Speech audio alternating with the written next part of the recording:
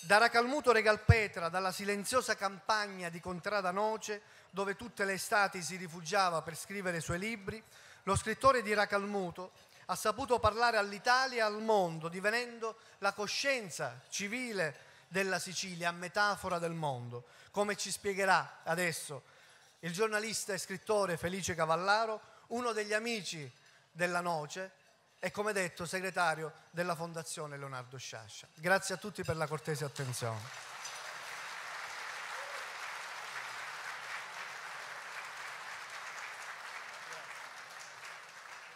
If I speak Italian, it's better for you.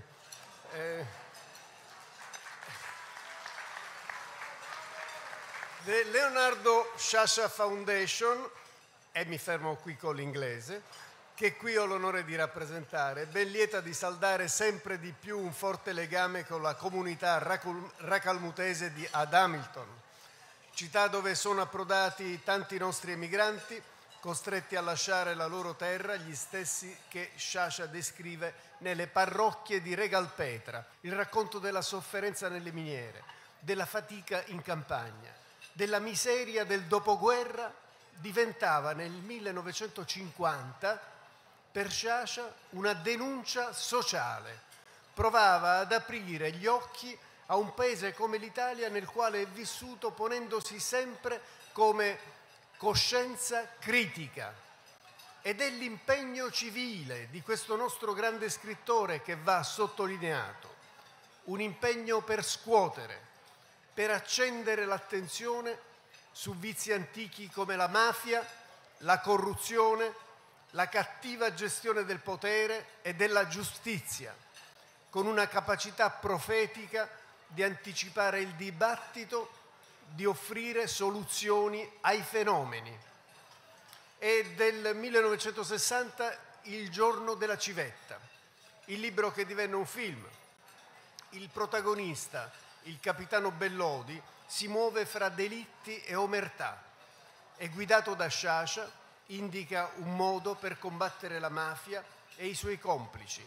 Qual è questo modo? La caccia al denaro, agli arricchimenti illeciti, ai traffici finanziari e quindi alle complicità eccellenti dei boss e dei loro complici. Un metodo oggi considerato routine investigativa, ma allora rivoluzionario, metodo rivoluzionario, come ha recentemente riconosciuto uno che se ne intende, il presidente del Senato italiano, Pietro Grasso, il magistrato che fu amico fraterno di Giovanni Falcone e Paolo Borsellino. È stato Grasso, da noi invitato in fondazione a Racalmuto, a dire che Sciascia, nella lotta alla mafia, anche partendo da quel libro, Il giorno della civetta, indicò un metodo e che Falcone lo applicò. Riporto le parole di Grasso. Sciascia suggerì di cercare la traccia dei soldi e Falcone lo fece. Ma Sciascia scrisse nel 1960 e Falcone comparve sulla scena 20 anni dopo. La stessa cosa accadde con la corruzione. Voi sapete che l'Italia nel 1992, lo stesso anno delle grandi stragi contro Falcone e Borsellino, fu scossa da una tempesta giudiziaria che i giornali hanno chiamato Tangentopoli. Magistrati come Antonio Di Pietro scoperchiarono il fenomeno della corruzione, 1992. Ma Sciascia aveva già provveduto nel 1965 con la commedia L'Onorevole. Protagonista, un insegnante passato dalla scuola alla politica è diventato un'altra persona. Da onorevole, come si accorge la moglie, stupita dagli arricchimenti improvvisi, da una vita sconvolta, da agi sospetti, appunto il cancro della corruzione, anche in questo caso indicata da Sciascia 20 anni prima. Nell'impegno civile di Sciascia emergono 3 passaggi fondamentali, 3 temi scolpiti anche nelle collezioni dei giornali e del Corriere della Sera con cui collaborò. Primo, le sue più acute riflessioni sul sequestro Moro, divenuto l'affaire Moreau. 2, l'arresto ingiusto del presentatore Enzo Tortora e i guasti della giustizia. Terzo, un'analisi critica della lotta alla mafia, svelando come nelle sue pieghe cresca la pianta acida dei cosiddetti professionisti dell'antimafia. Riflessioni acute, a volte non condivise, seguite sempre da polemiche, anche da scontri violenti. Sciascia è stato una lente di ingrandimento per leggere il tempo in cui visse, ma conserva una grande attualità pur in un mondo che cambia. E basterebbe ricordare Morte dell'Inquisitore, il libro che ruota attorno alla figura di Fra Diego Lamattina, un prete, un sacerdote di Racalmuto, eretico, inseguito dall'Inquisizione spagnola, recluso nelle segrete dell'Osteria a Palermo, ma capace, tra l'altro, unico caso al mondo, di uccidere il suo inquisitore con i ferri che aveva ai polsi. Sciascia tratteggia la fanatica caricatura della religione come strumento di potere, di oppressione, come oggi accade con chi usa la fede per arruolare assassini e terroristi. È scrittore di difficile classificazione Sciascia, considerato anche il passaggio che lo portò ad impegnarsi direttamente in politica, prima accanto al Partito Comunista, poi con il Partito Radicale, ma c'è continuità fra impegno civile e politico. Direi coincidono, sono per lui la stessa cosa e questo rende difficile separare lo scrittore polemista da quello più squisitamente letterario. I suoi punti di riferimento in letteratura sono Borges, Stendhal, Alberto Savinio, il fratello del pittore Giorgio De Chirico. La cifra dominante resta sempre la lotta alle ingiustizie e alle imposture ordite dal potere. Non a caso viene collocato accanto ai grandi dell'illuminismo, la stagione francese dei lumi, illuminista come Voltaire, Émile Zola, Courier.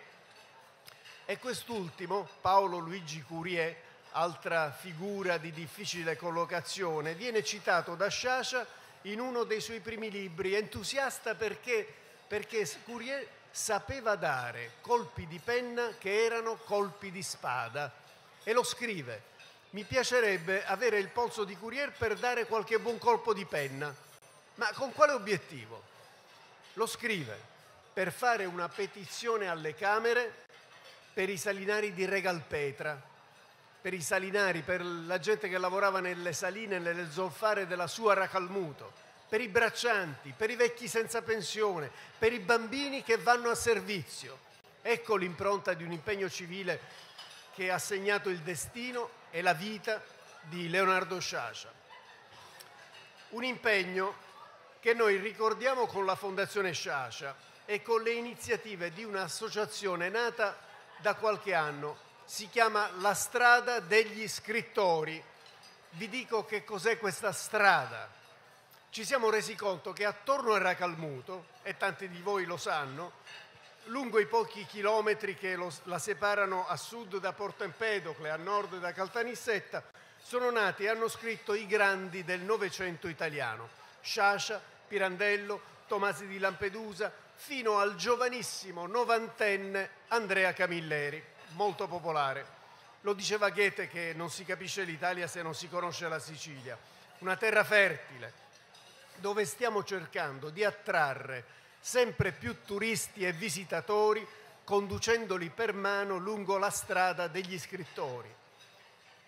Un modo per fare conoscere i libri, le pietre, i teatri, i castelli, i personaggi che hanno ispirato autori come Sciascia. Un modo per fare conoscere tutti i nuovi fermenti capaci di trasformare il soggiorno in Sicilia, Racalmuto, in una vacanza divertente e accattivante, piena di cinema e musica, danza e teatro, arti che nei nostri scrittori trovano linfa vitale. E allora, ecco, mentre voi mangiate, direi che questo viaggio, questo è un invito a un viaggio che regala non solo le emozioni dei templi o del mare siciliano, ma capace di fare riscoprire l'anima della nostra terra. Un viaggio che speriamo i racalmutesi di Hamilton vogliano fare con noi, lungo la strada degli scrittori, tornando nella loro terra, ma tornando con i loro figli e i loro nipoti.